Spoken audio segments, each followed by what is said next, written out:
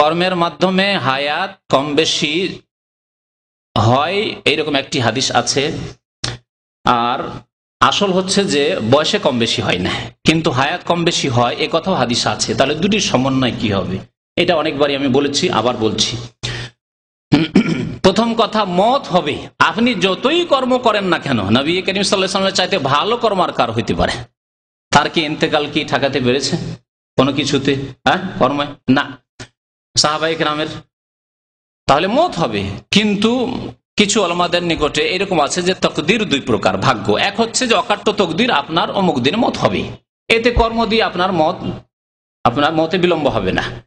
কিন্তু আর এক তকদিরের ভাগ করেছেন, তার তকদির মুআল্লাক, মানে শর্ত সাপেক্ষ তকদির। আল্লাহ পাক তকদিরে লিখে রেখেছেন যে এই লোকটি আজকে যদি দান খায়রাত করে বা ফজর নামাজ পড়ে যদি কাজে বেরোয়, তাহলে তার গাড়ি অ্যাক্সিডেন্ট হবে কিন্তু সে বেঁচে যাবে, তার সাথীর সঙ্গে অনেকে মারা যাবে, সে বেঁচে যাবে।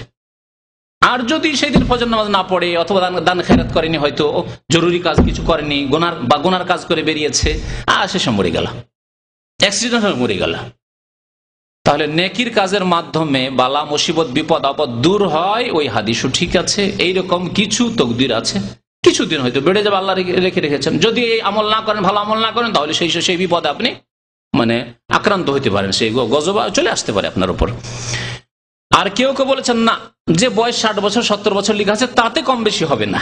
তাহলে কম বেশি হওয়ার যে হাদিস রয়েছে তার অর্থ কি? তার অর্থ বাহ্যিক অর্থ নয়, সেটি হচ্ছে আভ্যন্তরীণ অর্থ। আর তা হচ্ছে যে একজন মানুষ 60 বছর তার বয়স, আল্লাহ লিখে 60 বছরই বাঁচবে।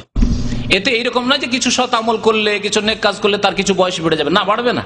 কিন্তু 60 বছরে সে এত আল্লাহ তার বয়সে বরকত দেবেন যে 60 বছরে সে 120 বছরের কাজ করে যেতে পারবে। আর এটা হয় না, হয় না? একই সাথে আপনারা পড়াশোনা করেছেন, এর বয়স 40, ওর বয়স 40, এর মাশাআল্লাহ 5টা ছেলে, আর ছেলেগুলি এখন বড় হয়ে গেছে। আর একজন দেখা যায় 40 বছর এখন বিয়ে করতে পারেনি। চোখের সামনে উদাহরণ দেখাচ্ছে।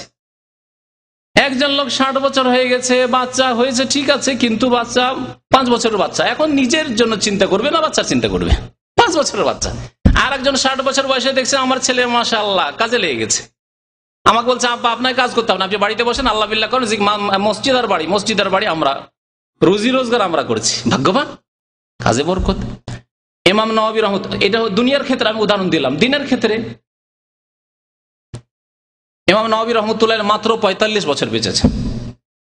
45 বছর বয়স, মানে আমাদের মতো বয়স। এই বয়সে ইন্তেকাল করেছেন তিনি, ইমাম নওয়াবী রাহমাতুল্লাহ আলাইহি। কিন্তু তার কিতাব, বহু কিতাব তার আছে, রিয়াজুস সালেহিন, 40 হাদিস, এগুলি ছোট কিতাব যেগুলি আপনারা দেখেন। মুসলিম শরীফে ভাষ্য আছে বিরাট। ফিকহের কিতাব রয়েছে কয়েক খণ্ড রয়েছে, 2টি কিতাব রয়েছে ফিকহের উপরে, এছাড়াও বহু কিতাব রয়েছে। তাহলে এদেরকে আল্লাহ 45 বছরের বয়সে কত আল্লাহ বরকত দিয়েছিলেন, 200 বছর বেঁচে আমরা করতে পারবো না। কেউ 200 বছর 400 বছর বেঁচে ওই খেদমত করতে পারবে না যে লোকটি 60 বছরে করলো।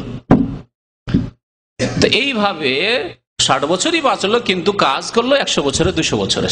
ইমাম বুখারী রাহমাতুল্লাহ আলাইহি যে কাজ করেছেন, মাত্র 56 বছর বয়সে ইন্তেকাল করেছেন, বা এরকমই কি 56-58। তাহলে এইরকম বয়সে যে মারা গেলেন, 60-এর মধ্যে ছিলেন তিনি। তাহলে এই বয়সে যে মারা গেলেন তিনি কত কাজ করেছেন চিন্তা করুন তো। ইমাম বুখারী শরীফ আজকে কোরআনের পরে সেই কিতাবের স্থান, আমাদেরকে 1000 বছর বয়স দিলে হয়তো তৌফিক হবে না। তাহলে এই হচ্ছে বয়সের বরকত।